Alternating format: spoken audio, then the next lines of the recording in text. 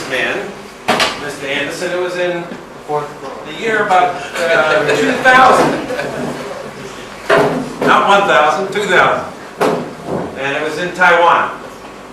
And I was working at the Taiwan American School. And this educational psychologist showed up.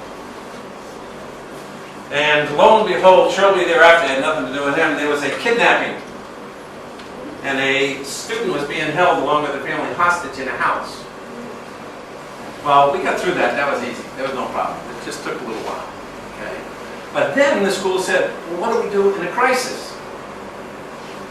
Well, Mr. Anderson had the crisis policy because he'd been working in Kuala Lumpur for 10 years prior to coming to Taiwan, okay, where he had helped write the crisis policy.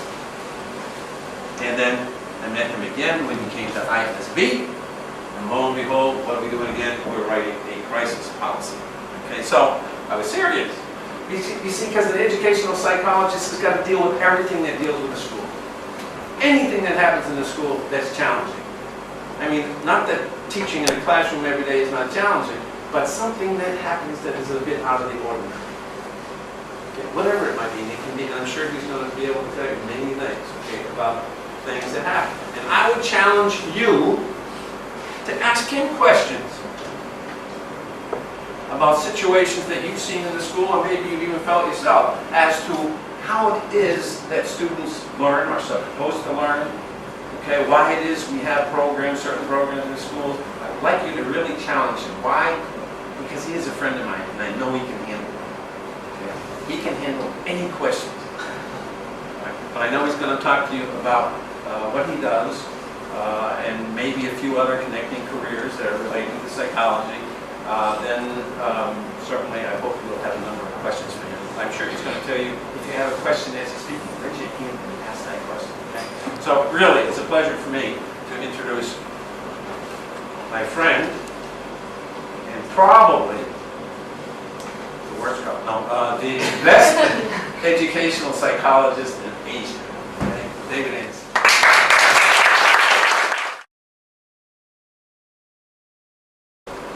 I am American, and I was born in the northern part of America, and we were very poor. At least my family was poor. In fact, some of the students that I went to school with in its very cold weather didn't even have shoes. So when I got out of university, I didn't have any money to, or when I got out of high school, I didn't have any money to go to university. So I had to get jobs, working at the same time as well as going to school. So I got a job at a treatment center for emotionally disturbed children. And basically what that is kids who were removed from their families because of their emotional function. They were so destructive to their families. And that's what got me interested in helping kids. And then when I got out of undergraduate school, I worked in day treatment facilities where kids were removed from the public schools and sent to these kinds of special schools. For kids who couldn't control their behavior and had problems learning. And they were put there by the police department. And then I worked in crisis centers on the street, emergency shelters on the streets in San Diego, kids who were runaways from home. And I got a chance to work with some very serious drug-involved kids in San Diego. And then I went back for my, that was after I had my bachelor's degree, I went back for my master's degree in educational psych. The first degree that you get when you go to be a psychologist is the degree in counseling. And so then I worked in counseling situations in schools for just a year, and then finished up with my second master's in ed psych. And then I went to work in schools.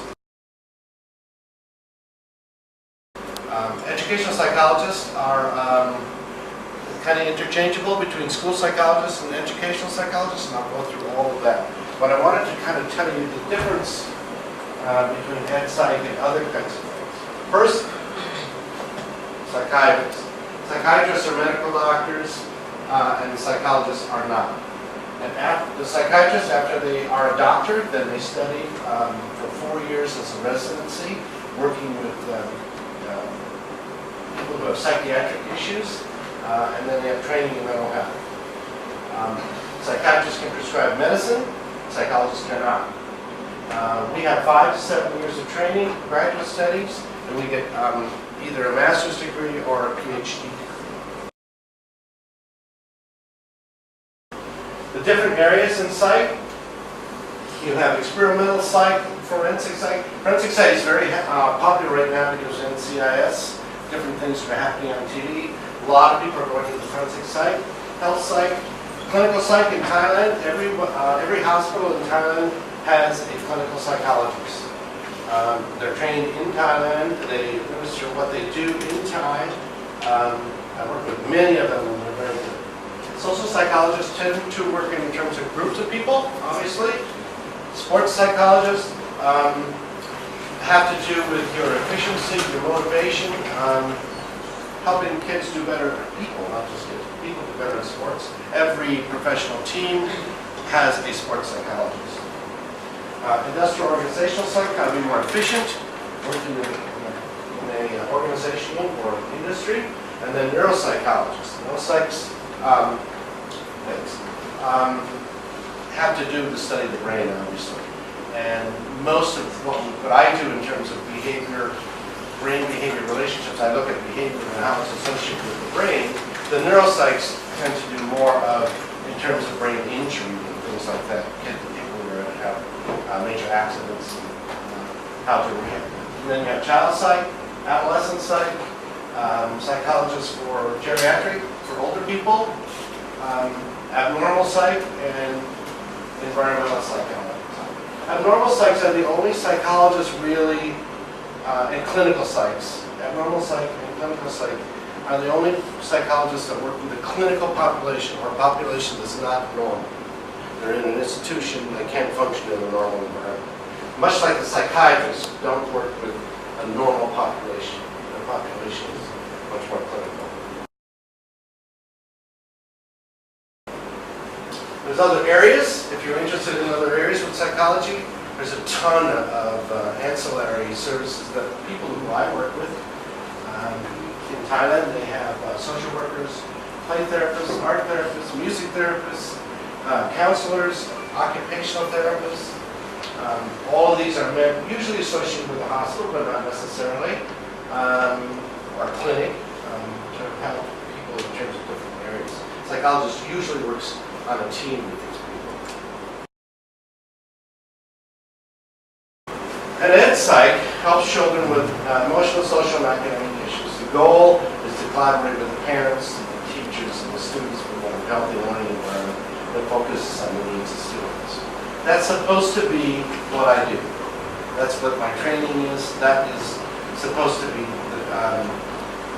I go to work in the morning, this is what I'm supposed to be doing. But as Mr. Carr said, things happen.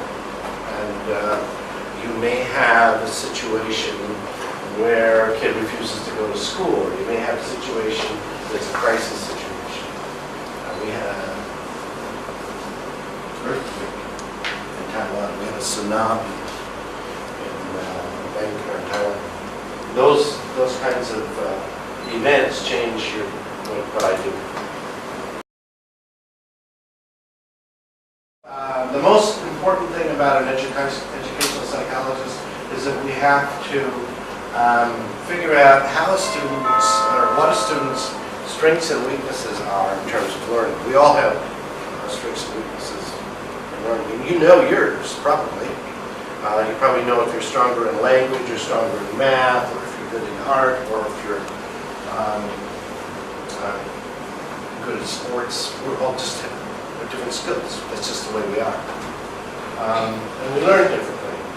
In order to determine what goes into how we're learning, we have to look at what happened as you grew up, your developmental history, your language history. How many people speak at least 2 languages here? Raise your hands. How many people speak at least 2? How many speak 3? 4? See, the language development is an extremely important part of how we learn and how we make connections in our brain. It's extremely important in terms of what I do. Much more so had I never left America, because everybody speaks English there. So it's a different kind of perspective. Emotional history. What trauma has happened in a person's life? How did they handle trauma? How resilient are they? How do they deal with crisis situations?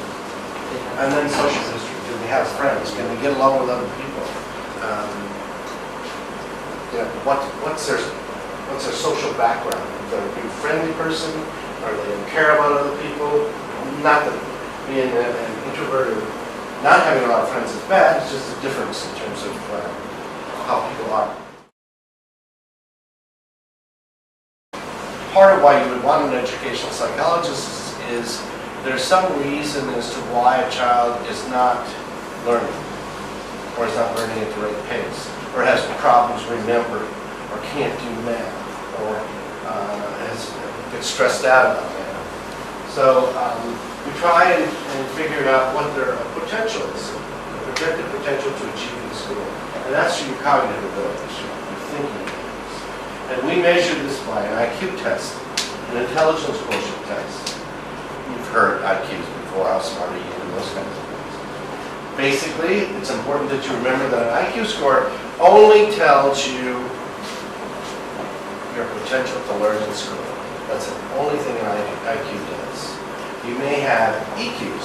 Somebody, have you heard EQs now? EQs stands to your emotional intelligence, and how you can read other people, and how sensitive you are to other people. That's a different kind of thing. It's extremely important. But IQ, intelligence quotient, only predicts how well you do in school. The cognitive abilities are your verbal comprehension. These are kind of like a world standard in terms of figuring out what are cognitive abilities, what are our thinking skills. The first one is verbal comprehension. And that's, of course, that varies according to which language you are. If you speak more than one language, your verbal comprehension in one language might be better than what it is in another language. It might be the same, depends on your background. Usually, not usually, always, verbal comprehension has to do with your vocabulary development, your abstract reasoning. What's abstract reasoning? Anybody know what abstract reasoning is? Higher order thought, I think would be a better way to say it. And then your common sense, social judgment reasoning. How do you solve social problems? What do you do if the neighbor's house is burned down? Those kinds of questions. Perceptual reasoning is solving problems without language, and that has to do with being able to assemble blocks in a timed task, being able to complete tasks quickly, being able to predict what comes next in a series of pictures and geometric shapes. Working memory is your ability to hold information in your head, manipulate it, and recall it. Working memory is a major factor in learning in schools. If a person has very good verbal comprehension but poor working memory, it's going to be hard for them to function on a test, or it's going to be hard to recall the information that they have and manipulate it. Processing speed is most like your handwriting speed. How can you output? How can you produce what you've learned? And they measure that by tasks that have to do with writing speed. Okay, the academic strengths and weaknesses, we look at, again, you may be doing multiple languages, but you would be doing it reading fluency or reading speed, and then reading comprehension. Measuring that and comparing it to same-age peers. How would somebody else, what level would somebody else be reading, given the same background that you've had in your learning? And then math, computation, and reasoning. This is quite simple. It's a lot more complicated than this in terms of what we look at, because it's a puzzle to put this all together. But if it's hard for them to compute math, to do the math computation, it's going to be very hard for them to have any kind of math reasoning. Written, spelling, organization, and expression is extremely important because we have to output. It's I guess a new area in terms of what I do because it's impacted by the computer. The computer has a major impact on our ability to actually write. In terms of we're finding the kids that can actually produce quite a bit of written expression in terms of the computer work are falling behind in terms of the actual written expression. And that's either the exams like the SAT or some of those kinds of measures are falling behind, or there's no sync there because they still measure your written expression by writing.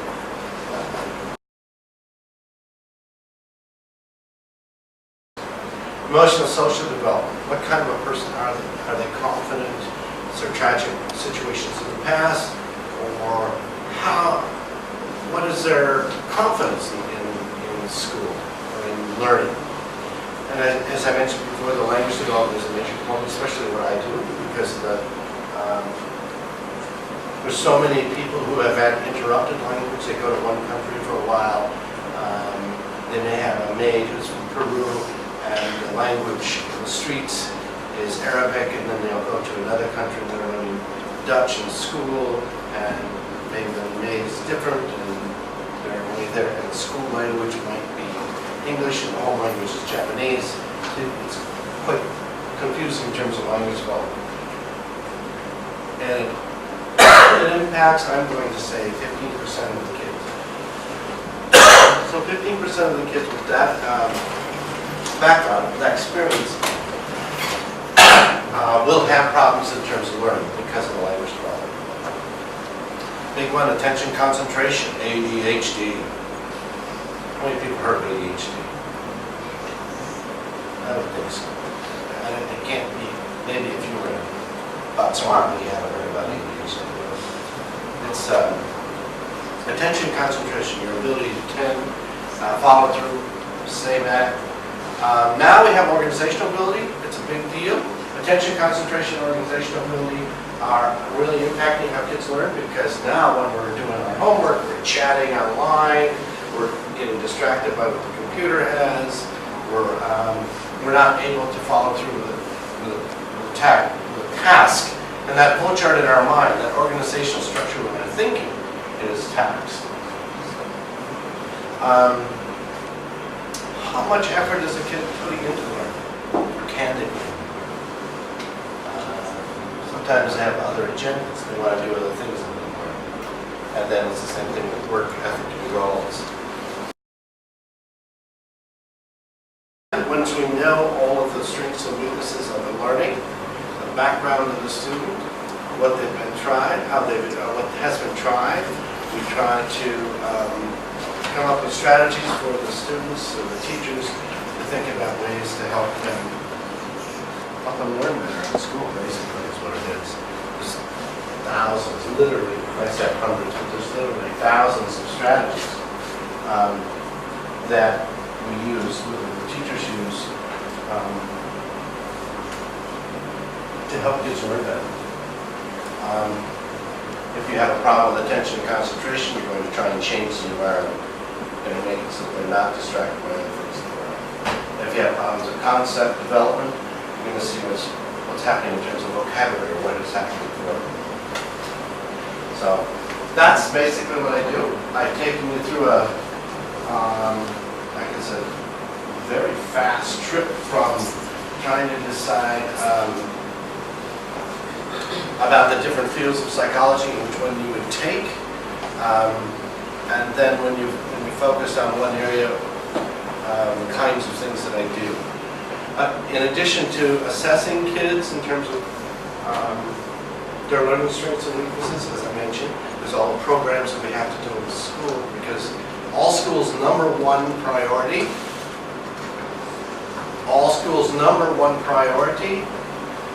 is to keep kids safe. It doesn't matter how much math you have or reading. The number one priority is to keep kids safe. So we have to work with agencies, systems, and police, and guards, and all those things to set up systems for their safety. The other part of it is a counseling part of it.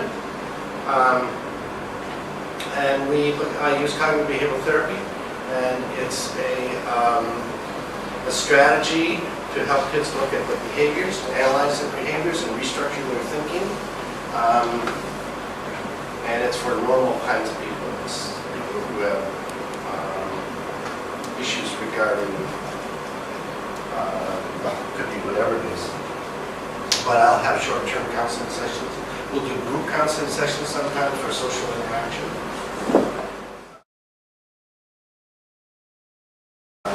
The types of problems that schools are having now, the majority of schools that I'm in communication with, or even that I work with, one of the major issues is eating disorders. A number of kids have restricted eating issues, and that's kind of exploded, I'll say that, in the last 7 years. Self-harm is another issue where kids tend to cut themselves or hurt themselves because they get anxiety or pressure with hunger. Those are the new kinds of issues that seem to be, even though they've been there for 25, 30 years, there seems to be more of them. Drugs and alcohol are an issue. I work with a high school. It's certainly not an issue for our kindergartners, but for our high school kids. Drugs and alcohol. And in Thailand, for this kind of a population, it's pretty much alcohol is an issue. They have no population of drugs. Parent conflicts, abandoned kids.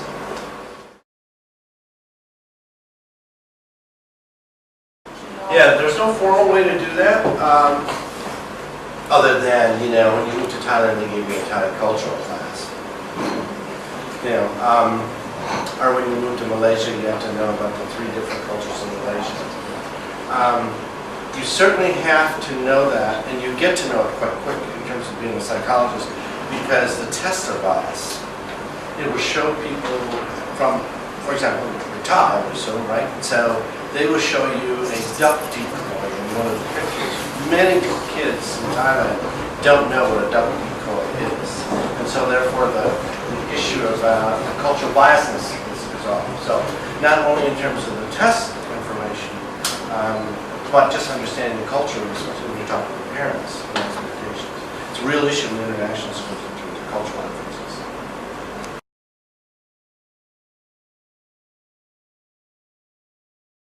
When you ever talk about worst cases, you only talk about the ones that you messed up on. Because those are the ones that, the worst case that you helped, it's not a worst case, because you helped it out. The worst situation I was involved in has to be the tsunami of 2004, without a doubt. Clearly one of the most tragic things in my life. The worst situation in terms of my work had to be, well, I've been doing this a long time, so it's hard to say. I would say the girl in Malaysia who was an American girl, came to see me because something had happened at home, and she couldn't tell me what it was. But she was clearly extremely upset. And she didn't know me, but she didn't feel comfortable enough with me to tell me what had happened. She did feel comfortable enough with the counselor, however, and told the counselor that her father, they're religious white ring people, and they had to fast, and the mom wouldn't restrict her water, and the father tied the mother up and she died of dehydration. That's definitely a very tragic situation that I don't know if I could have helped with it, but it was something I was involved with, very tragic. They're not like that. We work with normal populations, normal people.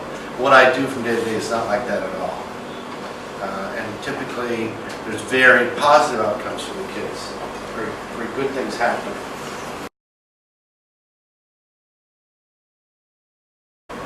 It does affect you. How do you make sure it doesn't impact your feelings, emotions? I think that you have to process that. You have to go through that while you're there, when you're doing it.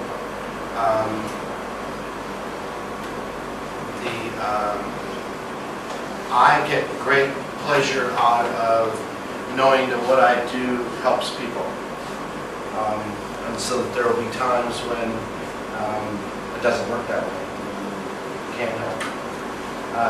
But I still enjoy, I get a lot out of helping people. Yeah, you'll find that psychologists that work with an abnormal population don't do it long. Typically, the people who work with the people who can't function in society don't stay there long. 5 years and there's 10 years, because it's very taxing. On the slides, I've got ways to make you smart. If you do these things, I will guarantee you will do better at school. 100%. 35 years of doing this. I know. If you do these things, you will do better in school. Your vocabulary development is definitely improved by reading. The more you read, the better your vocabulary is. What you learned in the 3rd grade, and the 4th grade, and the 8th grade, and the 10th grade, all are connected. And so that when you're looking in science, you have to go back to your prior knowledge and make connections with it.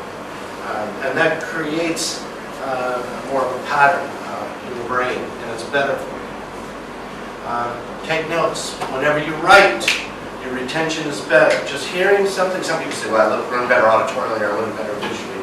If you're taking notes and you're listening to a lecture, you learn better. And it isn't typing the notes, it's writing the notes. Take notes. And remember before when I said we're looking at categories and sequences and analogies. Categories, sequences, and analogies are higher order thinking.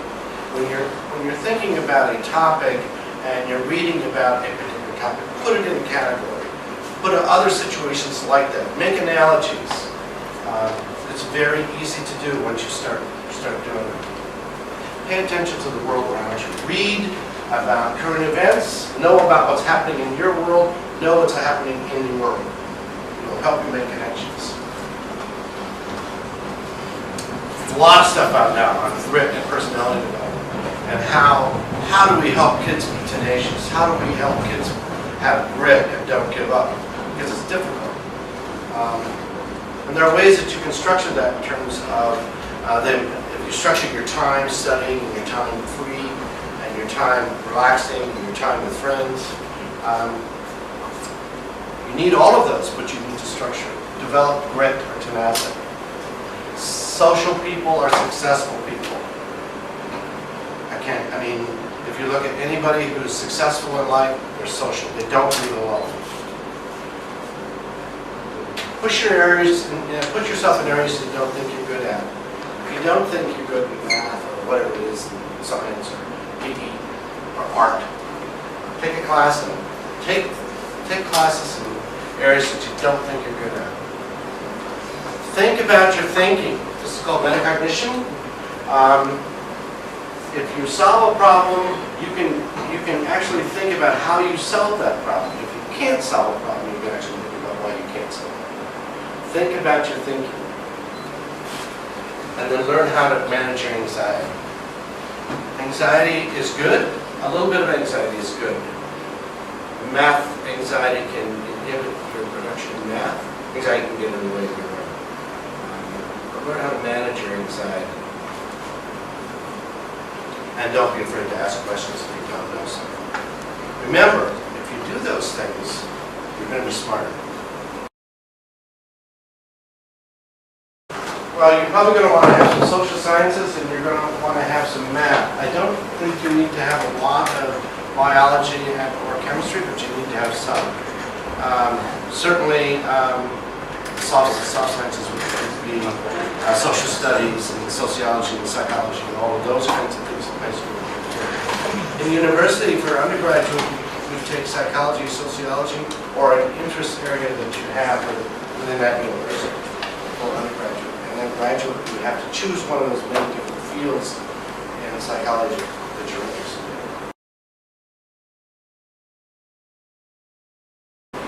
Many lawyers have an undergraduate degree in psychology. Many people who go into different fields like that, whether it has to do with the professional, like the law field or something like that, has undergraduate degree in psych. a businessman had an undergraduate degree in psych. They want to understand people better.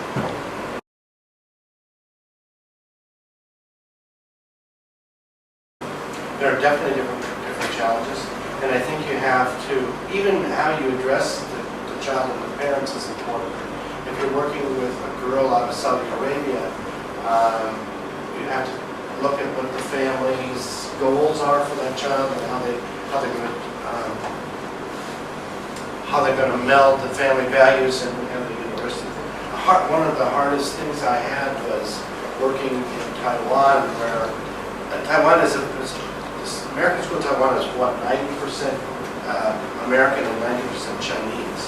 And so what that meant is that the kids who go to that school live in a Chinese home. And they wanted them to retain the Chinese values, but they wanted to have an American education.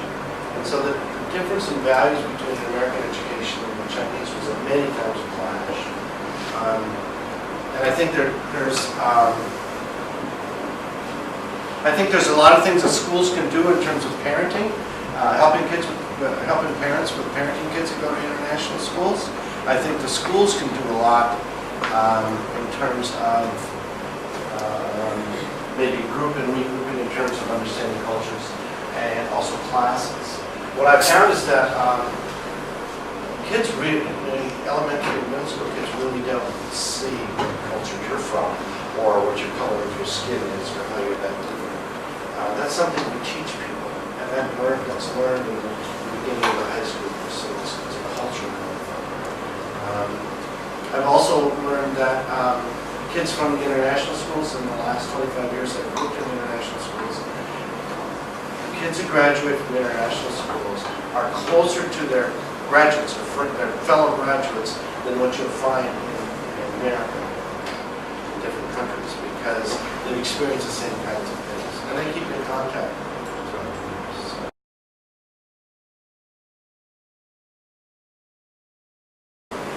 You do talk with parents, and sometimes it's like 3 or 4 generations that child is going to be a lawyer, because everybody was a lawyer, or that child is going to run the family business because that's what they do. Well, what I try and do, for example, Susie wants to be an artist, and she's good at it. I try and have 2 careers, take art classes and business classes.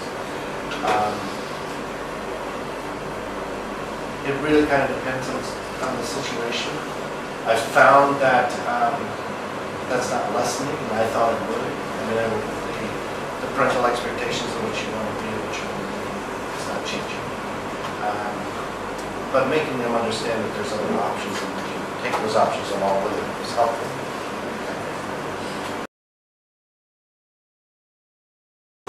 How many of you guys multitask? Stop it. It doesn't work, although it's very hard because you're doing your chatting and you're doing your homework and you're doing 2 or 3 different things at the same time. A lot of the kids study that way. It's extremely inefficient, and retention isn't there. It's extremely hard to stop it too, but multitasking is very inefficient. You'll find the kids that can focus on one task, like math for 30 minutes, versus multitask and do math for an hour and a half. The math for 30-minute kids almost always score better on a test. Almost always.